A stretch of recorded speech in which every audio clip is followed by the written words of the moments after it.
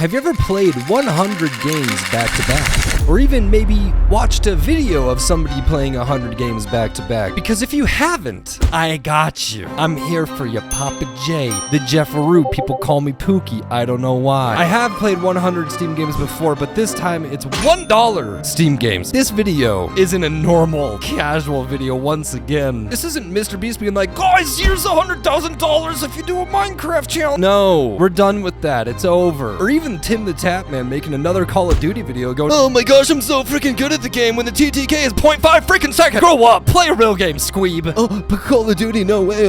How about you look through the $1 section in Steam? See how long you last. I did it. Me, Jeff. What you're about to see in this video is something mind-blowing, baffling, breathtaking, disturbing, and terrible. You know what? Most of it, I'm not gonna lie to you, it's terrible.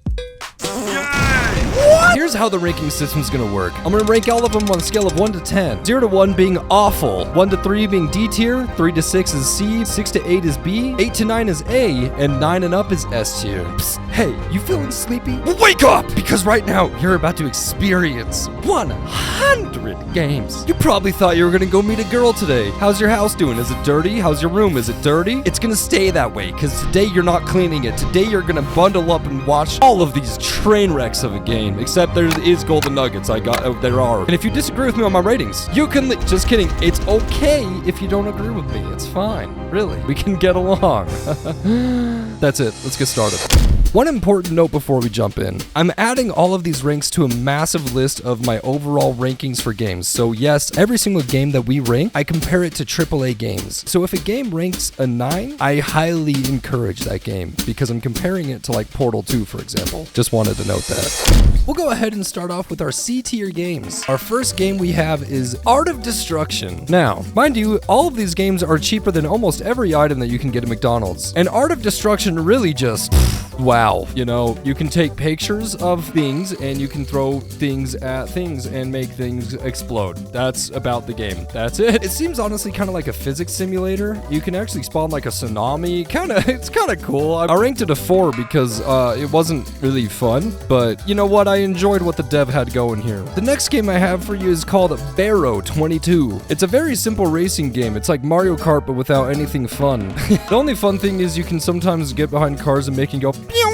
It seems like people are really into lap times on this thing, which I definitely am not. It was fine. Now we got Bit Blaster XL. I don't know what's so extra large about this game. This game is okay. It kind of reminds me of Space Invaders, that game that came out in 1978. Yeah, this should have also come out in 1978. There's not much to it. You just keep on shooting and you keep dodging objects, and then you can pick up power-ups, and the power-ups do stuff. You can get shields, you can get coins, and it's okay. It's your generic game. This game is called Black Hole Void. This game loop has been around since I was a young little lad. I really enjoyed this because it felt like somebody's passion project. Like, they also really enjoyed this game loop. Like, they wanted to add more game modes, and they did. But you can kind of tell it's somebody's first game. There's not much more to it than kind of just absorbing a city into a hole and the hole grows. There is a really fascinating game mode where you fight a wizard and you can absorb bullets and missiles and stuff, and then you go shoot at this wizard and you upgrade your hole, and then your hole has health. It's like turn-based and really quite a unique idea, but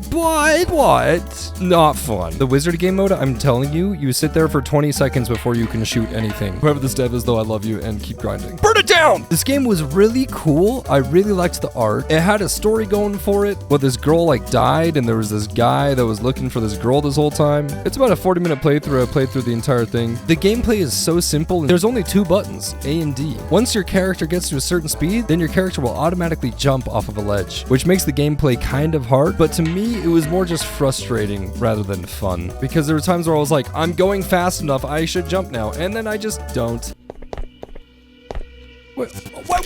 I would say it's worth a playthrough if you're into this kind of thing. Cat billiards. Do you like PNGs of cat sketches? What about billiards? Let's go play billiards. You play billiards and there's cats, and sometimes they get sucked into this weird black hole. I don't know what that's about. And other times you knock them into a hole and then that unlocks PNGs of cats, and you're just supposed to collect the cats. It's fun, I guess. Let me introduce you to one of the games that I hated the most, but I couldn't rate it that low because there was a lot of genuine passion put into this game. This game is called Crate Night. Crate Night is a puzzle platformer. All you have to do is find a key that opens the door and get to the door. The main gameplay mechanic is grabbing boxes and then using your literal centimeter of a vertical jump to try to get to a key. Sometimes you have to stack the boxes to be able to get to a key. Honestly, here's my problems with the game. The movement to me felt very clunky. I had one frustration that just drove me up the walls. In game dev, there's this thing called a line trace. At least that's what it's called in Unreal Engine. I don't know if Unity has a line trace, but in my head, this is what happens. What I'm assuming happens on this game, when you hit control, it does a line trace to see if there's a crate in front of you, which will make it so you can pull the crate. But the line trace is the smallest line trace in the world. There were so many times where I went up to the crate, I would hit control and it wouldn't grab it. It drove me insane. My friends were making fun of me and calling me bad in playing this game. I think most of these reviews are sullied by the fact that Jeff just kind of sucks. Oh, I'm not bad at games. Next up, we got Voho. Voho is fine, I guess. I mean, if you're bored and you're on the phone with somebody, this would be a satisfying game to play. All you have to do is dodge the objects, and then you collect cubes to get points. That's the game. Cyber Driver. This is like Temple Run, but you're like a taxi, and you kind of fly through space with really janky movement. I didn't really like it. It was fine. There's like a really fast mode, and that was kind of crazy. Dog Adventure. This game you play as a dog, and it's a 2.5D platformer like the new Mario, except a lot worse. I'm gonna be 100% honest. I would give this game like a 2, but the movement was kind of fun. I'm gonna be real. I kept playing until I beat it, and that took me like 30 minutes, which for $1, 30 minutes, I'll take it, you know?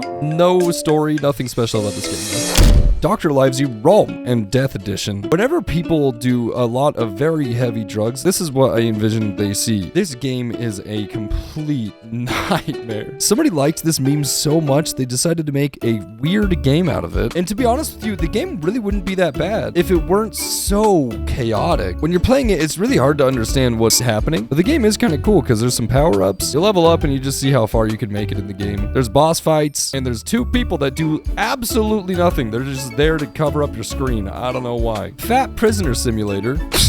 It's just soccer with fat prisoners and everybody falls really easily. What else can you ask for? Help.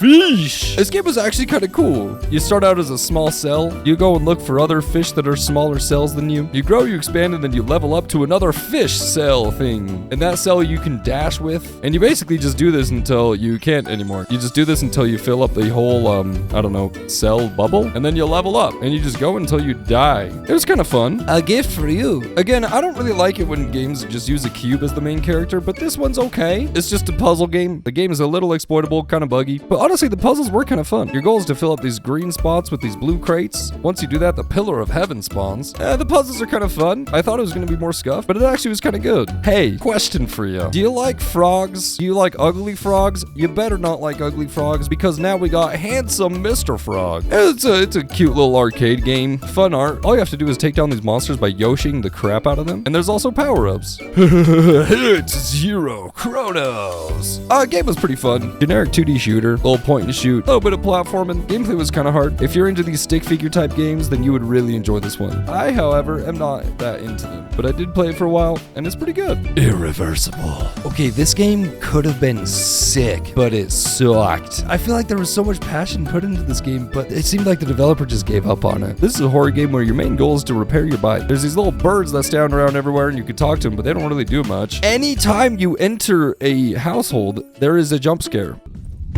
Oh my. What was that? There's a bunch of weapons and you can take down these monsters, but the monsters are insanely buggy. I understand it's an indie game, but like there is a level of bugginess that's just not even fun. I almost got all the parts, but then I rage quit this game, I'm not gonna lie to you. Mainly because you run around for a long time and it's kind of boring. And also the axe is super exploitable. You can either carry around a shotgun that has 2 shells and a reload time, or you can carry around an axe that just 2 taps every creature you see. If the dev kept working on it, I felt like it could have been an amazing game. Oh my gosh, Hayden, your freaking laugh scared me so bad. When I was looking for games, I wanted to see if there was any $1 games with my name in it. And there is. There's Jeff, the Hungry Fish. Too bad this game was kind of rough. Another fish game where you go and eat smaller fish. But this one, there's like stupid quizzes about the ocean. And if you get the answer right, then your progress bar goes up. There's different levels. I could only get to level 2 because the game actually was kind of hard, which made it a little fun, not gonna lie. Logistics Simulator. Logistics Simulator, I feel like, is a game that was built for content creation. You're so funny. What But I feel like as a content creator, you'd have a hard time making content out of it, if that makes sense. I don't know. To be honest, the game was actually a little bit of fun. I feel like it had some replayability and grindability with it because you had your warehouse and you could build up this warehouse and start making money. I like tycoon games, but it definitely felt like there's a lot of Roblox tycoon games that are better. Mountain. You start off by drawing things, which I don't think has any point to anything, and then there's a mountain that just spins for a while. What you can do in this game is there's like a piano in it, and if you play certain keys, then it changes the weather and stuff. This game made me laugh. I thought it was silly. The gameplay isn't very fun. Kind of a stupid game, but because it made me laugh and it says what it is, give it a 5. I'll make it quick. I'm making a game called Birdwatching Simulator. Wishlist it from the description below. If you want a free copy of a game that I already made, sign up for the email list below or join my Discord and DM me. I'm serious. Not everybody gets a key, but if you're lucky, I'll give you one. Birdwatching Simulator is going great, by the way. Thanks for asking. Anyways, back to the video. Mr. Fast. This game comes from a dev that I reviewed all of his games on in this video, and each of his games are pretty fun. They're impressive $1 games, and this one is definitely one of them. Top-down shooter. You shoot up some people, everybody else is in slow motion except for you. Most of his games have this red and black contrast, which I love the art style of. Big fan. The game definitely gets pretty tough, but there's not a lot of levels. I would recommend playing this one though, yeah. Do you want to play Need for Speed, but you don't have enough money to? That's okay. We got Need for Drive. Need for Drive is a game that's like Need for Speed, except a lot worse, but it's $1. And honestly, for $1, this game is really good. I'm not gonna lie to you. It's got drifting, it's got races, it's got car upgrades. Really well done. I just don't like car games that much, so I didn't rate it very high. But if you like car games, this one's for you. Polygoneer. Playing this game made me feel like I was watching the Kardashians. It was boring. You shoot by either Z, X, or C, which each key shoots out a different color, and you have to shoot all the shapes flying towards you in the same color. Not a very creative game, and the background gets extremely distracting when it's full screen and it's like 2 in the morning. I don't really like it. Orion Prelude. This game was big back in the day. It's like Nazi zombies, but with dinosaurs.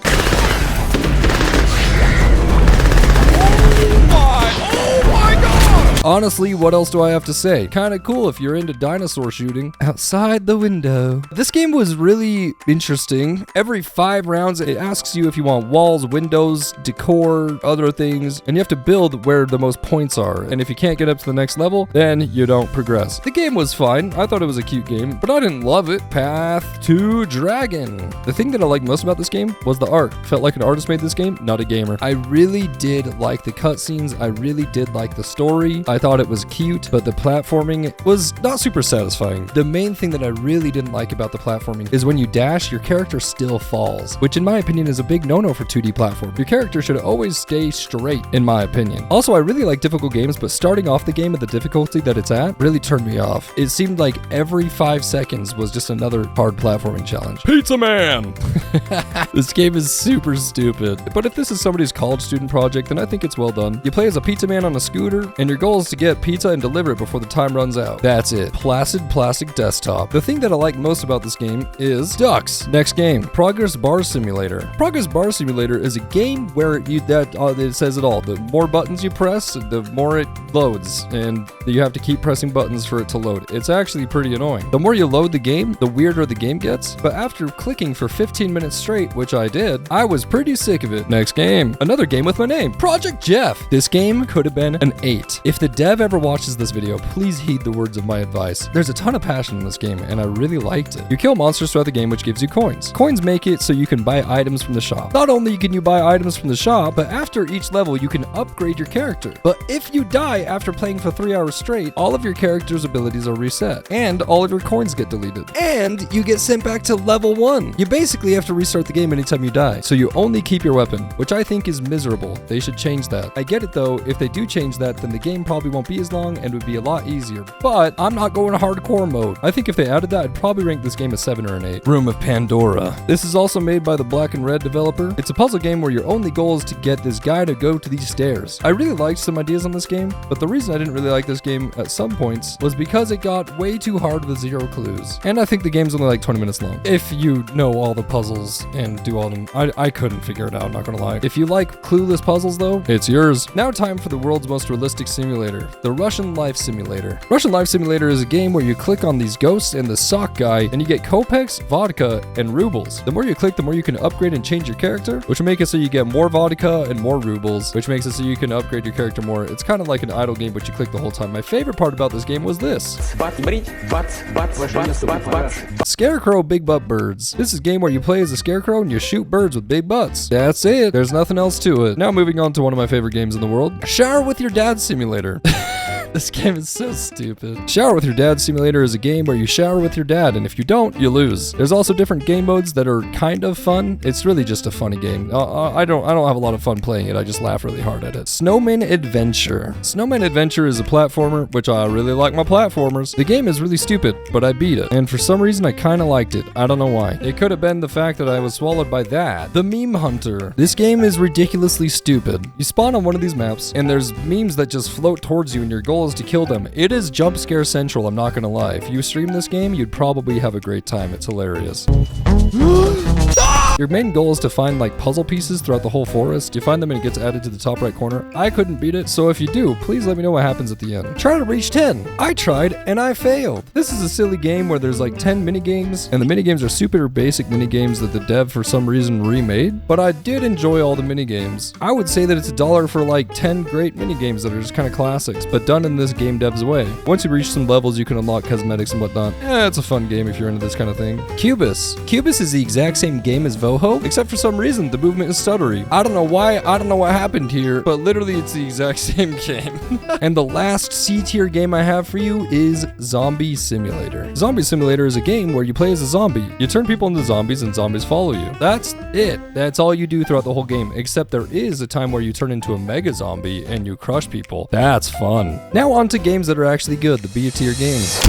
We'll start off with Aiken. It seems like most of the dollar games that are actually good are kind of like this. Feels kind of like a mobile game, but an actually good mobile game that exercises your brain. This one's just a fun puzzle game where your goal is to make either the orange tiles blue or the blue tiles orange. As you progress, the game gets harder using teleports and tiles to be able to intersect, and the maps get a lot bigger. It gets really, really tough. Great game for $1. Next game I got for you is Bean Battle. I'm surprised I rated this a B tier, but it was kind of fun. You play as beans. The best game mode in my opinion was the Battle Royale. You find weapons and you shoot other beans. The funny thing is, the weapons were actually kind of fun to use. I think this is a wonderful game to stream, especially if you're waiting in the lobby for like Valorant or something and you just don't care about anything. You know what I mean? Unfortunately, it looks like the max amount of players in a server is 10, but maybe I'm wrong. Blood and Bacon. This is probably the most popular $1 game. I did a lot of research before making this video, and it seemed like every article that suggested a $1 game suggested Blood and Bacon. This is a game where you're stuck on a farm and you play as a skeleton, kind of like Nazi Zombies where there's a bunch of waves, but it seems to be more of a storyline. You unlock different guns and you shoot a bunch of pigs that are trying to kill you. As you progress, the pigs get more intense. It's very bloody. You're supposed to shove a bunch of guts into this machine to be able to buy like grenades and stuff. I thought that was an interesting gameplay mechanic. And then every now and then you enter like a maze where you find items and stuff. The maze was kind of spooky though, not gonna lie. And the farmer was really funny. I would shake your hand, mister. Awesome! There is also boss fights, which is incredible. The game's great, totally worth $1. Cats Are Liquid. This is a great platforming game where you're playing as a cat that is literally just liquid. Creative game, really fun platforming. There's also a small storyline to it. I won't really spoil anything, but there was a ton of effort put in this game, and there's also multiple games of Cats Are Liquid. Definitely worth $1. Crowd Simulator. I rated Crowd Simulator really high because I actually think it would be a great game to stream. I think it'd be really funny. This is one of the more frustrating games I've ever played. I find it more frustrating than getting over it, I'm not gonna lie. The problem is because you have no control sometimes, but I thought the game was really creative, funny, and entertaining. Well done by the same dev that makes Black and Red games. Down is Relative. Down is Relative is clearly an experimental game made by incredible developers. To be honest with you, this game would be S tier if it weren't so buggy, and if it had better art. If they fixed all the bugs, this game would be phenomenal, but in the current state that it's at, I had to rate it B tier. It really played with my mind, and I'm really surprised that nobody has done a game like this before. Maybe somebody has, and I just don't know about it yet. What you do is you can use your controls to toggle the gravity, basically, and there's puzzles revolving gravity and only gravity. Really, really fun idea. Took me forever to be able to get the hang of it. Basically, when you're pressing a button, whichever way you look, gravity goes. I would highly, highly recommend this game, and if the devs are ever watching this, please reach out to me because I want to know you. You guys are sexy. The puzzles were seriously a blast. It's obviously heavily inspired by Portal or Superliminal, and really, really well done. I hope the developers decide to do something like really crazy with this, with real art and a real story, because this game could be huge. Big supporter of this game. Gun Fu Fighter. The The Black and Red developer strikes again. This is a first-person shooter where you shoot stick figures that are in slow motion, and honestly, that's about it. There is a boss fight that was kind of fun. If you get hit with one bullet, you die. There's 53 levels, and all of them are really fun. You just have to kill everybody in the room, and then you advance to the next level. You can knife things, you can kick things. There's dogs sometimes. There's one boss fight that drove me absolutely insane, though, because it seemed like you didn't have enough ammo to beat it. One part of the game, there's red fog, and my goodness, that looked really good. I really like that effect. Fantastic game. Definitely worth $1.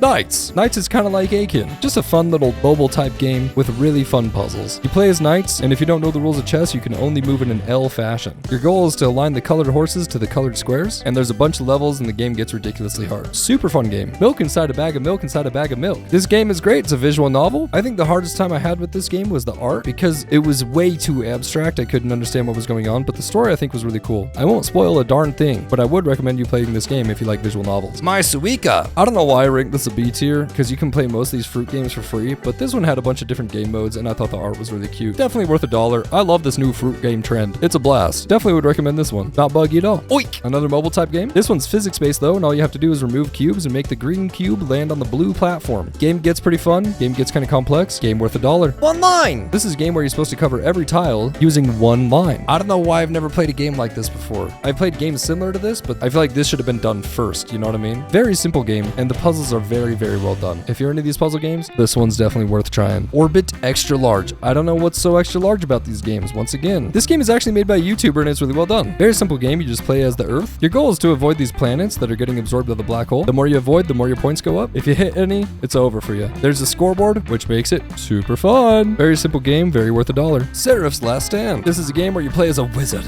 and all you have to do is shoot these alien guys. After every wave, you can choose a character upgrade. Really well-made game by a great dev. You can tell there was a ton of passion put into it. Would highly recommend if you're into this kind of gameplay. Very simple though. Shotgun Legend. Shotgun Legend is an RPG where you play as this dude with a shotgun. You go and explore temples and stuff. There's boss fights, there's items, you can upgrade your health bar, and there's a big world to explore. I did not finish this game, mainly because I'm not super into this kind of game. Solar Gun. Solar Gun is another game that I think was heavily inspired by Portal. Really fun puzzles. You play as a character that has a hand that shoots these orb things out of it. These orb things help you progress through the level. You can either shoot them into these holes, or they can help you platform. Throughout the game, you kept on traveling through offices, so I'm assuming there's some lore, but there's also no like words in these offices, so I couldn't tell what the lore was. Definitely felt very Portal-esque, and for $1, definitely worth the play. Suits a business RPG. This whole game's art style is made with pencil drawings, which I think is sick. The storyline seemed really funny. You play as this average Joe who goes through an entire corporate world, and you're given a bunch of tasks that you have to do. You run into people like Go-Go Running Man along the way, and you kill them. Throughout the game, you can collect a bunch of items. If you like Paper Mario, you'll probably like this game. The Cat.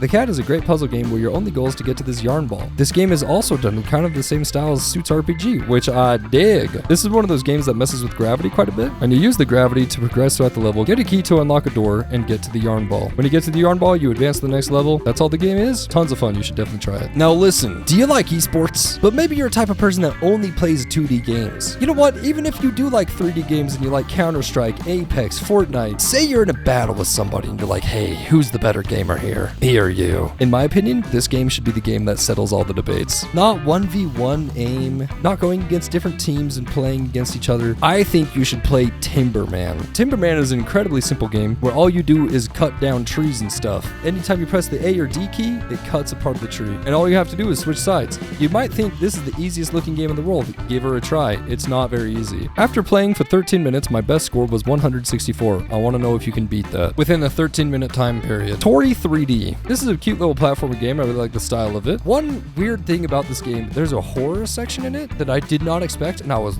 loving where it was going, but then nothing else happened. There is also more than one Tori 3D, so maybe those games would answer my questions, but this game does not have a ton of horror. But the platforming is pretty fun. I like the art style. It was cute. Good game. Would suggest it. Ubermosh. Ubermosh is an 8-bit game. There's different game modes, and all you have to do is kill all these people around you using these weapons. The longer you live, the more points you get, and it is really hard to live a long time. The gameplay is intense, fun, and competitive. I'm a big fan of it. Okay, now I have to warn you. We're going to go into our D tier games, and then we're going to go into our awful games. There's a lot of these, and I know you guys wanted this to be a long, more drawn-out video, but these games are not worth diving into. So let me just make that very clear. Some of these games are what they say they are, and they might make you laugh, but they didn't make me laugh. So that's why I didn't rank some of these a 5, okay? Let's get started. A liminal place. All you do is walk around. There's nothing else that happens. Just a big old maze and that's it. There are more levels in this game, but they are like the same. You just walk around. Alpaca-Dash. I was hoping this game would be a lot like Robot Unicorn Attack, but it wasn't. It was a big letdown. Bird. This game you just play as a bird, nothing else. Let me tell you what, it's nothing like bird watching simulator is gonna be. Metro City Simulator. If you stream, you should stream this game. I'm not gonna lie to you. It is hilarious, but holy cow, it is so bad I had to put it all the way down here. It is unbelievably buggy. Sometimes your Metro just falls through the map. I'm 100% convinced the developers just did this intentionally. Crazy Santa! This game you play as Santa and you pickaxe buildings to get in, but it takes so long to get through any wall. It is so awful. Cucumber Champion. This is a 5-minute game. You play as a cat with a cucumber, and the story is extremely weird. Halfway through the game, you're starting to beat up a sphinx with your cucumber, and you get super jacked. But that's it. Exit left to right. I've talked about this game before. I mean, it's miserable. All you do is you find doors, and then you have to go through them, and you might die or you might not. That's it. Fighting Box. You play as this guy who punches, and sometimes you fall over, and you have to kill AI, or you head him off the island. Extremely buggy. Horrible gameplay. Fish Story. There wasn't a lot of story, and the game is bad. Foxtrot. This game is as if you downloaded Temple Run on your iPhone 1 and grabbed your iPhone and flushed it in the toilet 4 times over. Grabbed it from the sewers and then shot it with an AK-47 and then ran the app Temple Run. It's horrible. Funny Truck. There was nothing funny about this game. I don't know why people suggested this game to me. You just drive around and there's people flying around in the back. That's it. There's nothing else to the game. I can't believe it's not gambling. I can't believe you call this a game. Just drive. The title says it all. Keepsake. This game was really old and I'm sure it was really fun back in the day, but holy cow, it is horrendous now. Horrible voice acting. Oops.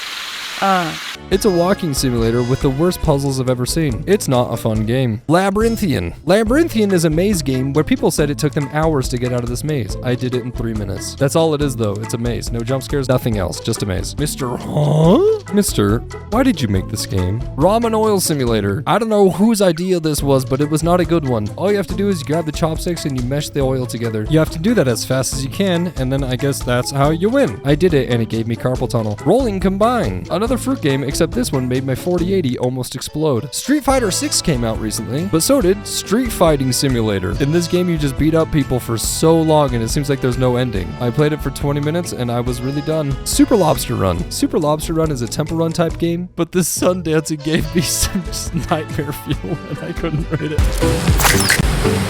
Try to survive. I don't think anybody can survive. If somebody does survive, please send me what happens at the end of this. It's a really stupid game. Take my word for it. And last out of the D tier games, we have Wayfarer, which is a game made by brand new developers that are very passionate about game dev. The problem is the game does suck, but I don't want to make this sound like discouraging to the game devs at all. I think that they have a lot of stuff going for them, and I think their next game is going to be amazing. This was definitely a learning experience, but holy cow, it is a buggy nightmare. And some puzzles were not clear enough. I was really confused the whole time. You should seriously consider playtesting the crap out of this and learning. But I was impressed with some of the things, especially if they did the art themselves, because the art and animations are really good if they did that themselves. If it's an asset pack though, you guys got some work to do. Time to go to our awful games. These games are barely worth even mentioning. Achievement Idler I thought would give me achievements. It didn't. It didn't work. It was buggy. Bubba Song. Weirdest game I've ever seen. Blockman Adventures. It is not an adventure. Destroy them! Destroy nothing. The game sucked. Endless Mountain. A worse version of the Google Offline game. Escape this. Escape the buggiest game I've ever seen. I escaped by quitting. Jimmy's Fruity Adventure. Hated that. Live Camera Simulator. It's not live. Anytime you reopen the game, it's a brand new camera. Time for the traditional. This game sucked. This game sucked. This game sucked. This game sucked. This game sucked. This game sucked. This game sucked! Anyways, finally, you may notice there's only 3 games left. Yes, only 3 $1 games made it to the A and S tier, which for $1, these games are honestly a must try or a must have. We'll go ahead and start off with Glaucoma Chapter 1. The reason I said or must have is probably because you don't really need this game, but I think it is a must try. Glaucoma is made by one single person, which is insanely impressive. It's a first-person shooter horror game, and man, it is terrifying, thrilling, and fun.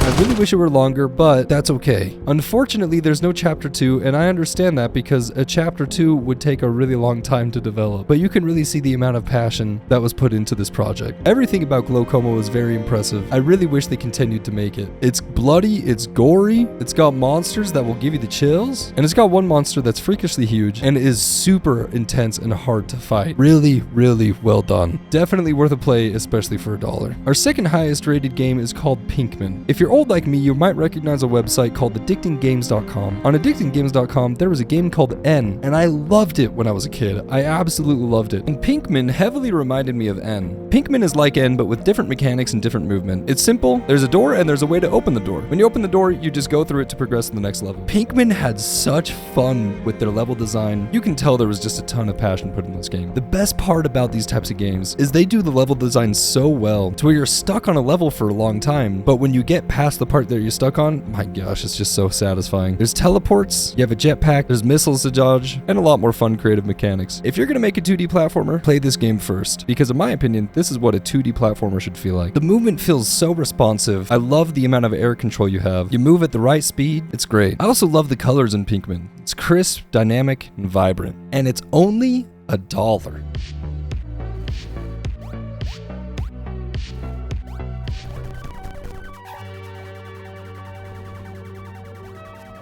Before we dive into our next game, I need to talk about something real quick to help you understand why I really liked it. To understand a little bit about me, I've always had a massive passion for storytelling. And one of my goals in life is to tell good stories that I'm super proud of. That hasn't happened yet. To be honest, I've learned a lot of life lessons through stories, whether it be through games or movies. My whole life I've wanted to go into filmmaking, which is actually why I do video editing as a profession right now. While I do love it, I didn't realize how much game dev could also tell stories and how possible it is. Aside from story games, some of my best childhood memories were spent at my grandma's house, playing Super Mario World on the Super Nintendo with my siblings. We'd get done swimming, we'd have crazy sunburns, and we'd go home and spend a lot of time playing some video games, laughing and having fun. Other times were spent ordering pizza, going to a friend's house, playing Halo, and drinking root beer. And when I wasn't around people, it was always a great time getting on the computer and playing a game all by myself, engaging my brain, and learning some great life lessons through wonderful stories. Now, this game is actually not a story game, but it is an incredible game that inspired me to make games. This game is called ROD, Revolt of Defense. I'm actually not going to teach you how to play it or tell you what it's about. You can kind of see what the general gist is just by looking at it, which it might seem like a joke to you because the art is not great, but it doesn't need to be for it to be a good game. It's games like this that made me realize, geez, man, this probably was made by one guy. If not one guy, a very small team. So small that I can't find any information on any of them across all the internet. I promise you though, that team or that guy woke up every day to make this vision become reality. This game is an experimental game, but man, is it a good one. I don't know how long it took,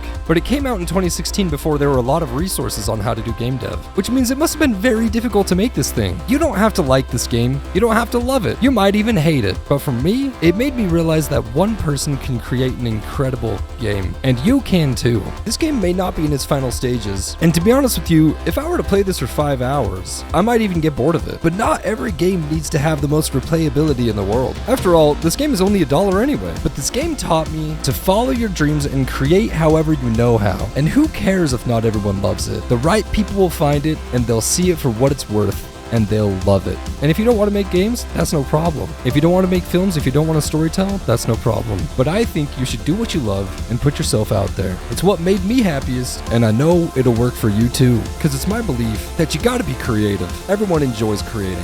I haven't met a single person that doesn't. And I think that's why there's so many films and so many games and so many stories, but yet there's still so many stories to tell. And my gosh, I'm dying to know this developer's story, even if it isn't that cool. In my opinion, the game is really well balanced, and I bet you it was play tested like crazy, because I didn't experience any bugs, and I never got frustrated playing the game. Anytime I lost, I felt like I deserved it. Very well done. I don't know why I got that gist, but that's what I got, and I loved it. It's a fantastic game. Go and play it. If you don't want to spend $1, just look up a YouTube video and see other people play it, because man, a lot of work went into it, and hard work should be admired. That's all. Hey, if you like this video, please hit that sub button, and we'll see you in the next one.